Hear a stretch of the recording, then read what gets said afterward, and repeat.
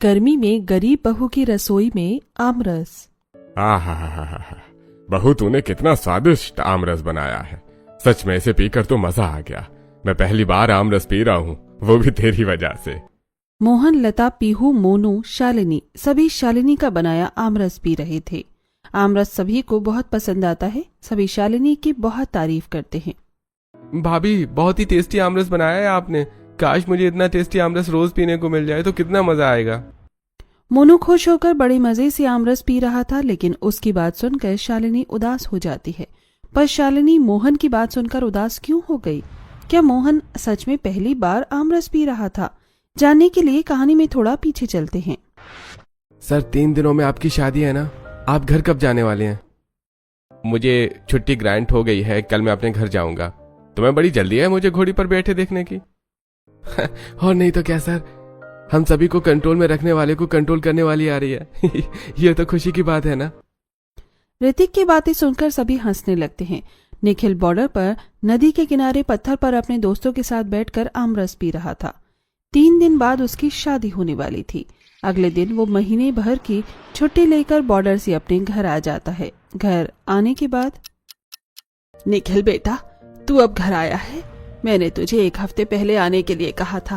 तेरी शादी की तैयारी हो गई है, लेकिन दुल्हे का कपड़ा, दुल्हे के जूते कुछ भी रेडी नहीं है।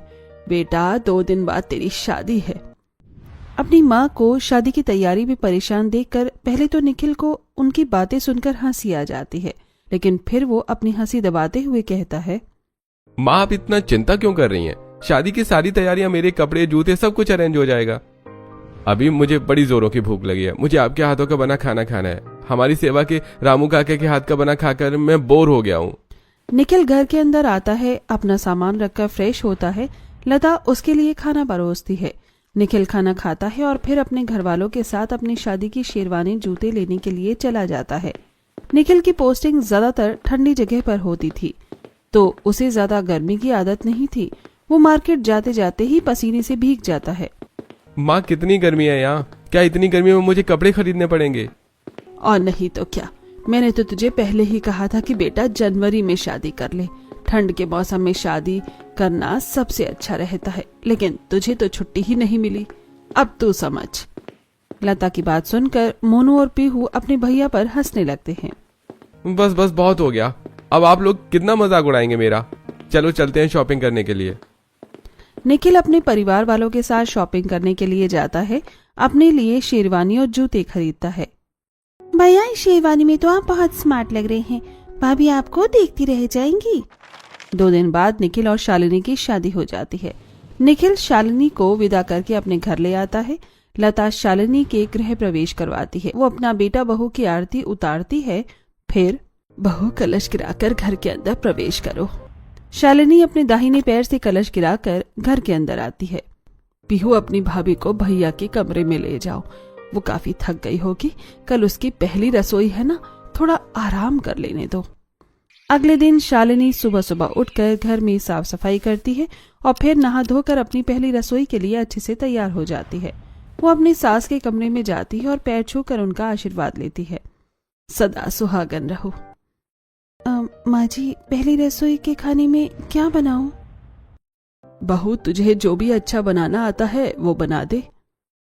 शालिनी रसोई में जाती है। लता की रसोई काफी गर्म थी, तो गैस चलाते ही उसे काफी गर्मी लगने लगती है।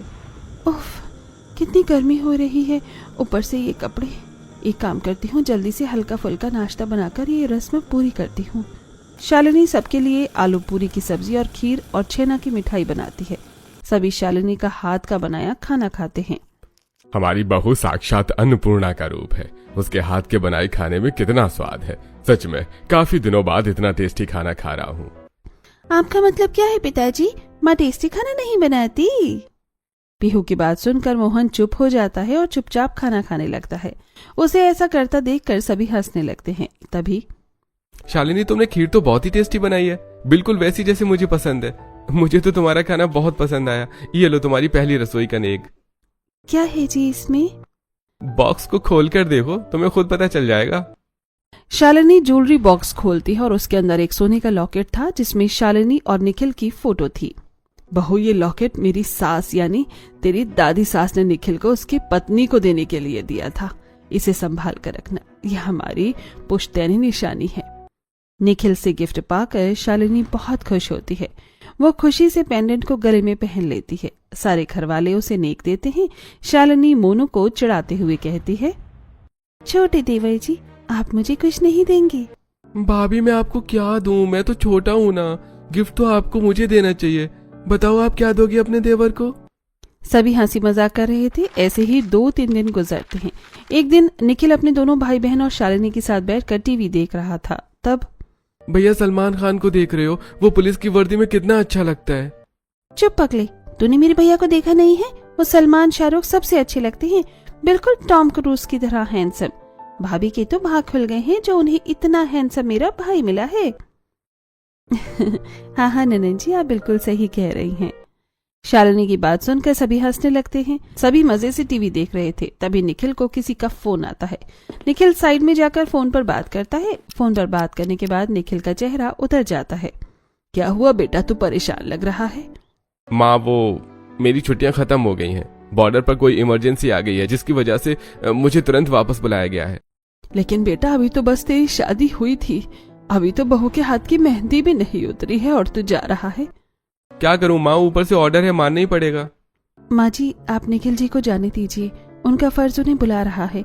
बस निखिल जी, इस बार आप जल्दी आ जाइएगा। शालिनी की बात सुनकर निखिल की आंखों में आंसू आ जाते हैं। उसका बॉर्डर पर वापस जाने का मन नहीं था, लेकिन दिल पर पत्थर रखकर वो अपना सारा सामान पैक करता है। शाम को 5 बजे उसकी बस छूटने ही वाली थी तो सभी लोग उसे बस स्टॉप पर विदा करने के लिए आते हैं। अब पता नहीं मुझे कब मेरे पति की शक्ल देखने को मिलेगी। इतना कहकर शालिनी अपने गले का पेंडेंट खोलकर उसमें निखिल की फोटो देखने लगती है और उसे गले से लगाकर खूब रोती है। लता और पीहू उसे संभालती हैं। अगले दिन निखिल अपने कैंप पहुंच जाता है। निखिल रोज शालिनी से वीडियो कॉल पर बातें करता। शालिनी भी उसे घर का सारा हाल बताती। एक दिन वीडियो कॉल पर, अरे शालिनी, चाहे मैं रहूं या ना रहूं, लेकिन तुम हमेशा मेरे परिवार वालों के साथ रहना और उनका ख्याल रखना। क्या हुआ जी, आप ऐसी बातें क्यों कर रहे हैं? सब ठीक तो है ना? आप ठीक तो है ना? हाँ शालिनी, सब कुछ ठीक है, तुम चिंता मत करो। शालिनी अपने ससुराल में घर का सारा काम करती है और सबके लिए टेस्टी खाना बनाती। वो अपने ससुराल के रंग में रंगने लगी थी। तभी अचानक एक दिन शालिनी को बॉर्डर से फोन आता है। शालिनी फोन उठाती है। निखिल इस दुनिया में नहीं रहा। कल उसे फांसी दे दी गई है। उसने हमारे देश की गुप्त जानकारी दुश्मनों को दी थी, इसीलिए उसे मौत की सजा दी गई है। अफसर की बात सुनकर शालिनी के हाथ से फोन गिर जाता है। क्या हुआ बहू, तूने फोन क्यों गिरा दिया? निखिल जी नहीं रहे, उन्हें देशद्रोही बताकर फांसी दे दी गई है। निखिल को फांसी की खबर सुनकर शालिनी टूट जाती है और वो बिलक बिलक कर जमीन पर गिरकर रोने लगती है। अपनी चूड़ी तोड़ने लगती है। हफ्ते भर पहले जिस लड़की ने लाल जोड़ा पहनकर निखिल से शादी की थी, अब उसे विधवा की सफेद साड़ी पहननी पड़ती है। एक पल में उसकी जिंदगी के सारे रंग चले गए थे। वो सारा दिन अपने कमरे में बैठकर लॉकेट में निखिल की फोटो देखकर रोती रहती। मोहन जी, मुझसे बहू की हालत नहीं देखी जाती है। अभी कुछ दिन पहले ही तो हम कितने प्यार से उसे अपने घर में लेकर आए थे। भगवान ने बेचारी के साथ ये ठीक नहीं किया। मेरा बेटा देशद्रोही नहीं हो सकता। हालता, हमारा बेटा देशद्रोही नहीं है। किसी को यकीन नहीं हो रहा था कि निखिल देशद्रोही है। निखिल के चले जाने के बाद परिवार वाले एक दूसरे को संभालने की कोशिश करते हैं। एक दिन, माँ, मैंने कल से कुछ खाया नहीं है, बहुत भूख लगी है। मोनू का उदास चेहरा देखकर शालिनी दुखी हो जाती है। तब शालिनी खाना बनाने के लिए रसोई में जाती है। तब, माँ जी, हमारे घर में तो राशन नहीं है, मैं खाने के लिए क्या बनाऊं? पता नहीं बहू, निखिल जी ने मुझे आखिरी बार कहा था कि उनके बाद उनके परिवार का ख्याल रखने के लिए मैं उनकी बात का मान जरूर रखूंगी और मेरे होते हुए उनके परिवार को परेशान नहीं होने दूंगी। माँ जी, मैं सोच रही थी मैं बाहर जाकर काम करूं। नहीं बेटा नहीं, ऐसा मत कर। तेरा ससुर अभी जिंदा है। मेरे होते हुए तू काम करे, ये अच्छा नहीं लगता। मेरी बूढ़ी हड्डियों में अभी भी जान है। मैं जाकर कोई काम ढूंढता हूँ। इतना कहकर मोहन कड़ी धूप में काम ढूंढने के लिए निकल जाता है। उसने शालिनी के सामने तो कह दिया था, लेकिन उम्र हो जाने की वजह से धूप में चलते चलते उसे काफी गर्मी लगती है, गला सूखता है। वो कई कंपनी में जाकर काम के लिए बात करता है। अरे माफ करना, लेकिन हमारे पास आपके लिए कोई काम नहीं है। कई जगह पर बात करने के बाद मोहन निराश हो जाता है।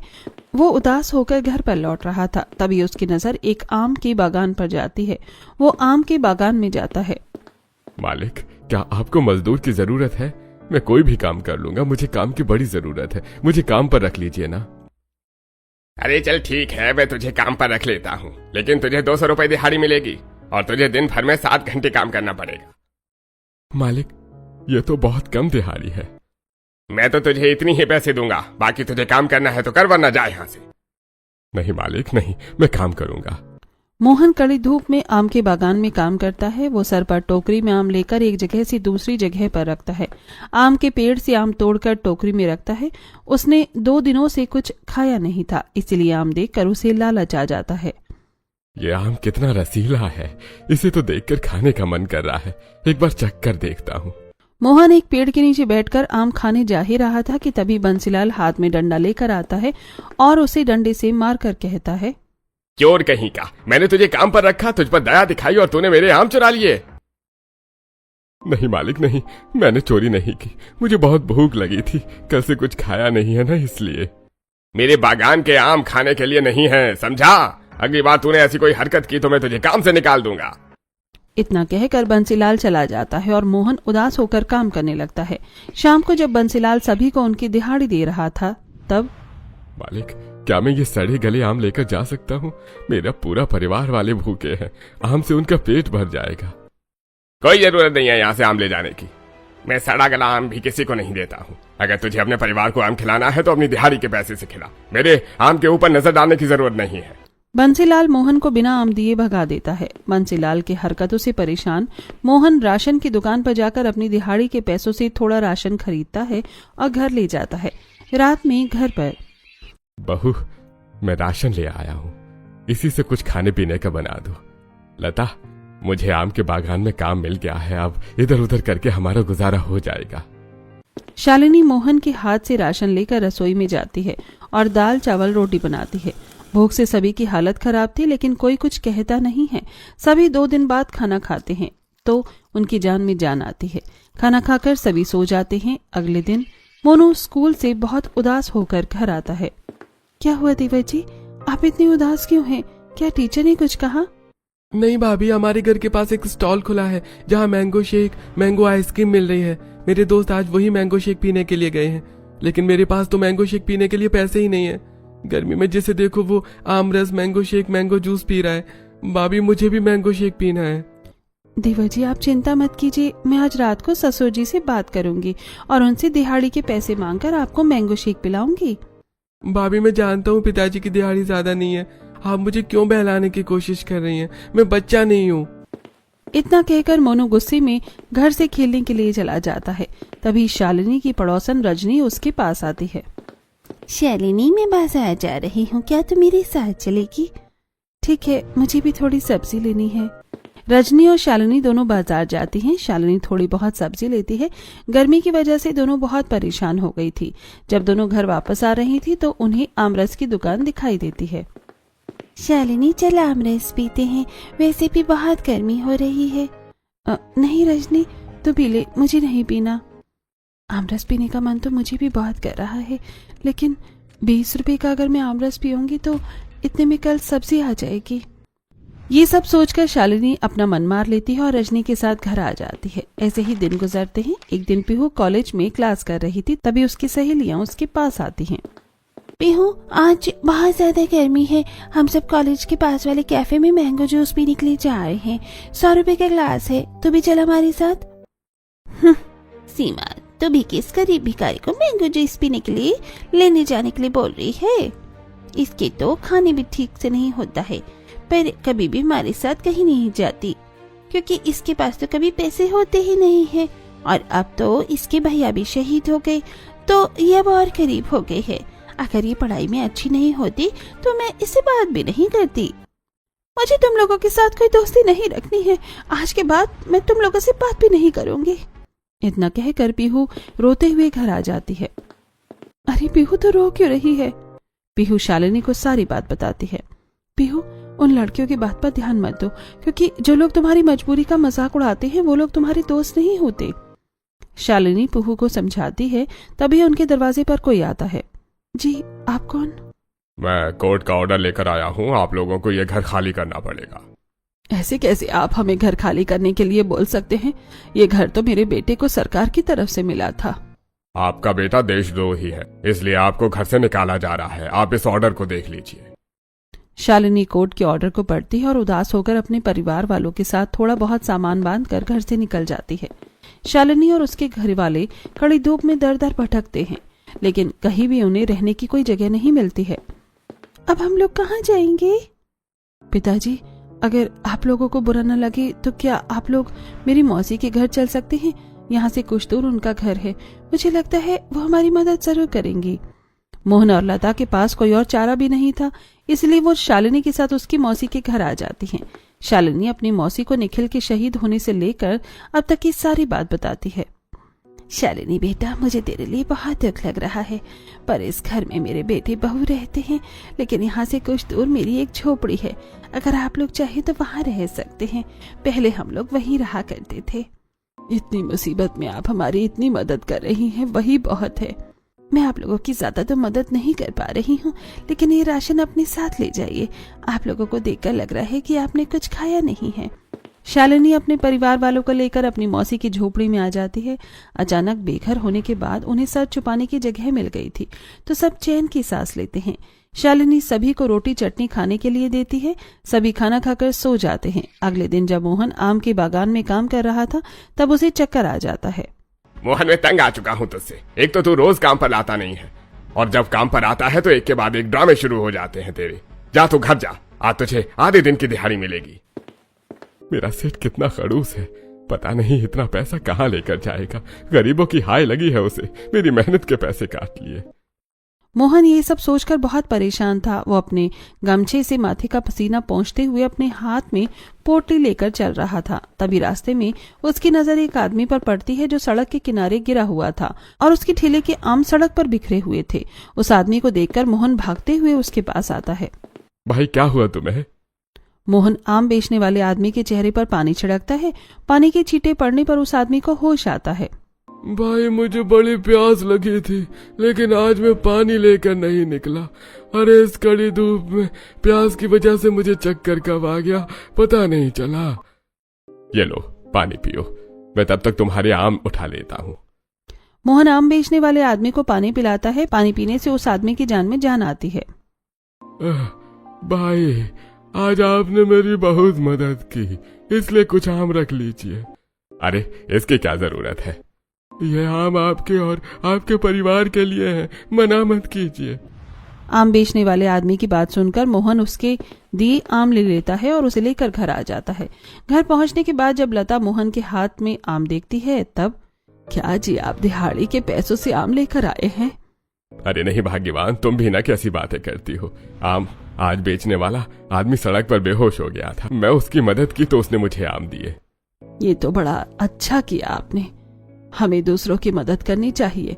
शालिनी बेटा, ये आम को काटकर हम सभी मिलकर आम खाएंगे। नहीं भाभी, हम लोग आम नहीं खाएंगे। क्या आप इस आम का मैंगो शेक बना सकती हैं? नहीं भाभी, मुझे मैंगो जूस पीने का मन कर रहा है। क्या आप मेरे लिए वो बना देंगी? देवर जी, ननन जी, अगर आप लोगों को आम से बना कुछ पीने का मन कर रहा है ना, तो मैं आप लोगों के लिए आमरस बनाती हूँ। मेरे हाथ का बना आमरस पीने के बाद देवर जी आप मैंगो शेक और ननन जी आप मैंगो जूस को भूल जाएंगी। शालिनी आम लेकर उसे गमले में रखकर उसमें पानी डालकर अच्छे से धोती है। फिर आम का छिलका छीलकर आम को काटती है और उसका पल्प निकालकर उसे अच्छे से मथती है और उसमें चीनी मिलाती है। मैंने आमरस तो बना लिया है, लेकिन गरम गरम वाला पीने में अच्छा नहीं लगेगा। आमरस तो ठंडा ठंडा ही अच्छा लगता है।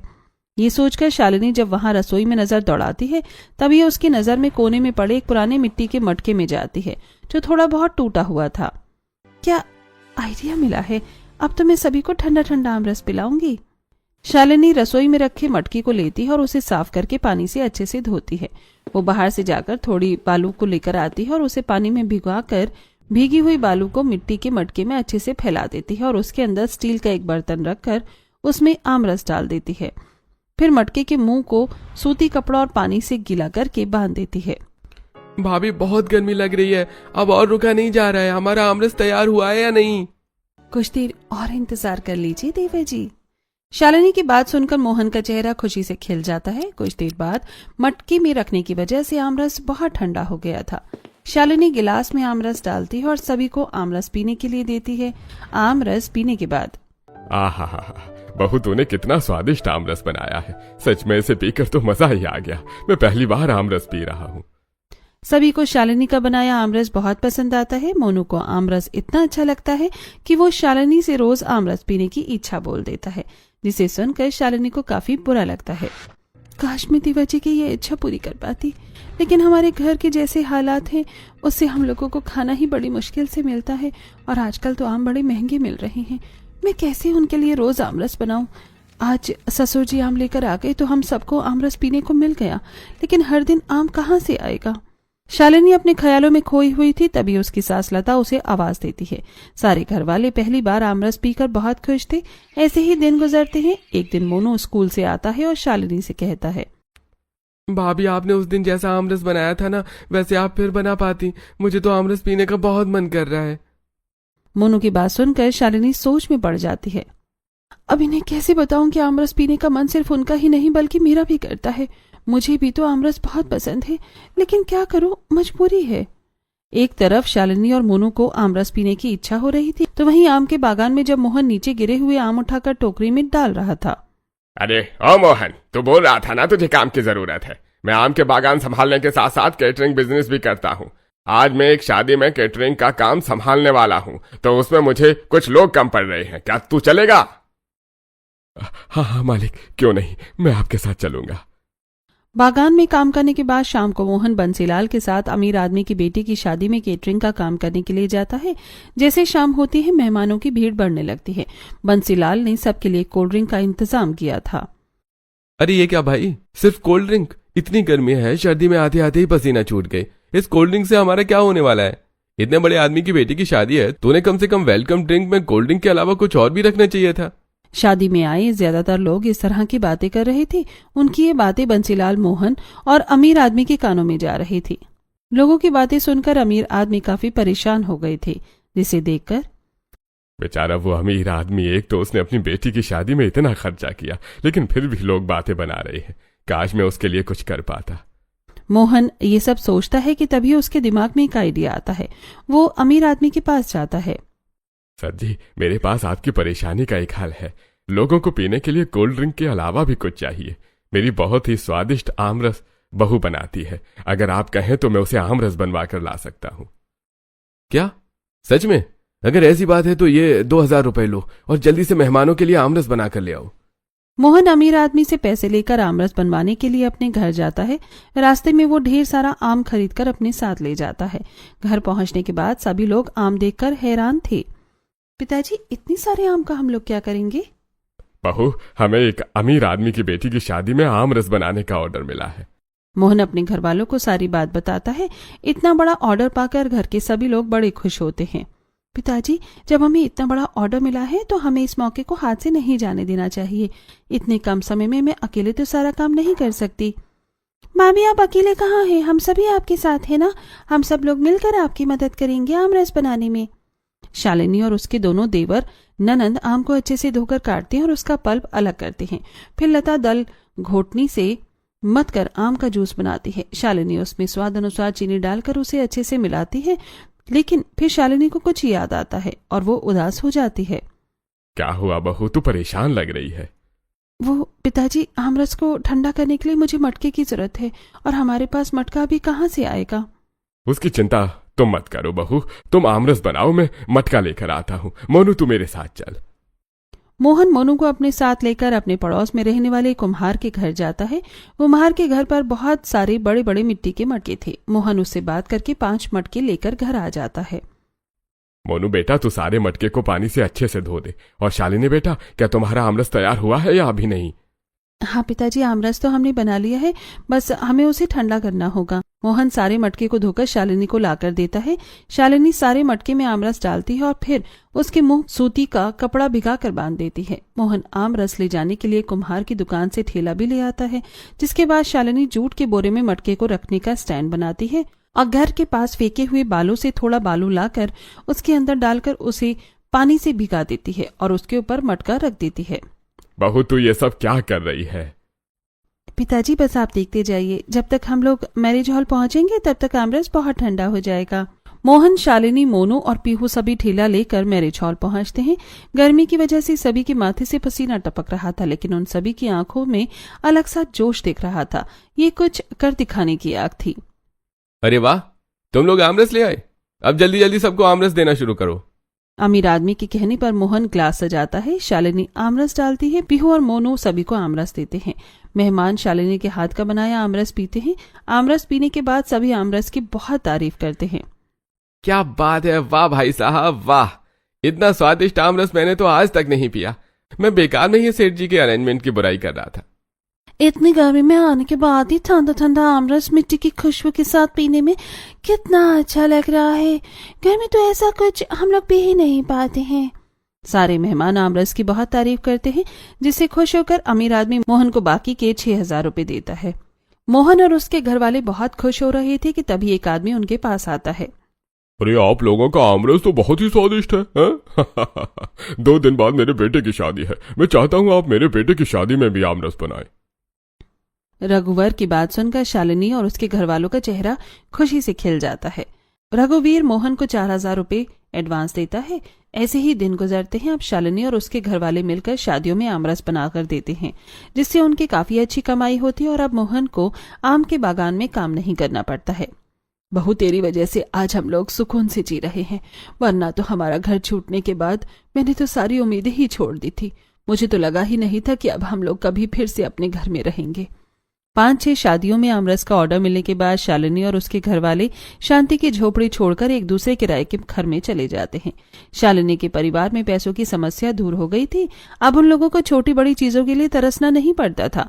ऐसे ही एक दिन शालिनी घर में सभी के लिए आमरस बना रही थी। वो सभी को आमरस पीने के लिए देती है।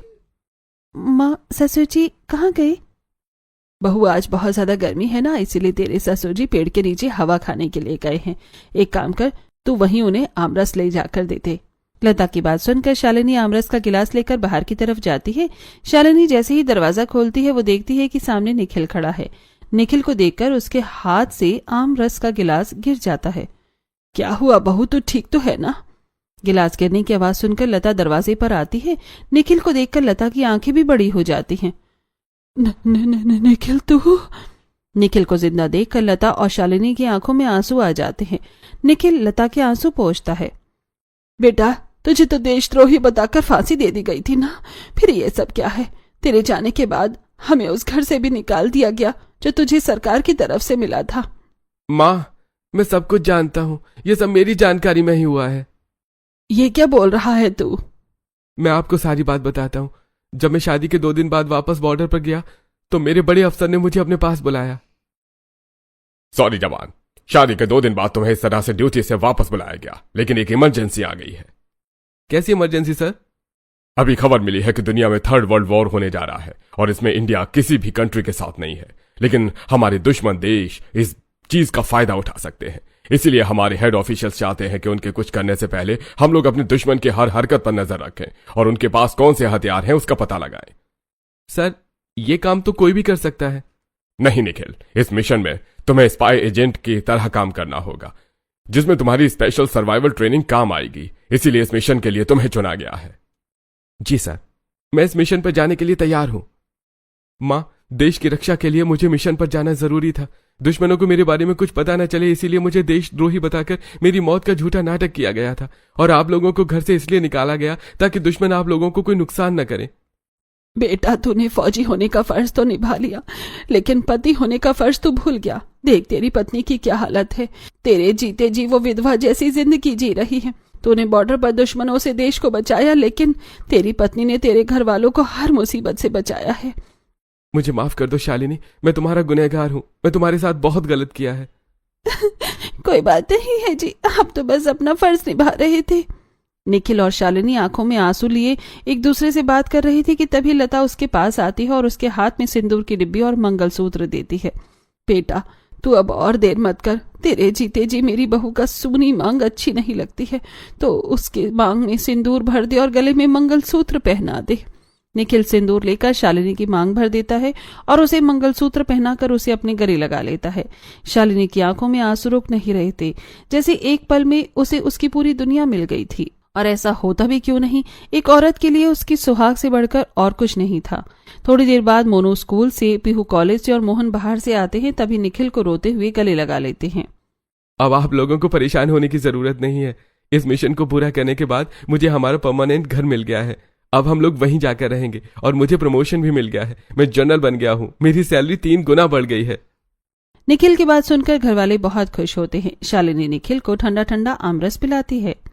शालिनी, मैंने कई जगह पर आमरस पिया है, लेकिन इतना स्वादिष्ट आमरस आज मैं पहली बार पी रहा हूँ। बेटा, बहू के आमरस ने हमारी जिंदगी बदली है, हमें नई पहचान दी है और कुछ करने का मौका भी दिया है। जो लोग पहले मेरी गरीबी पर हंसा करते थे, अब वो मेरी इज्जत करते हैं।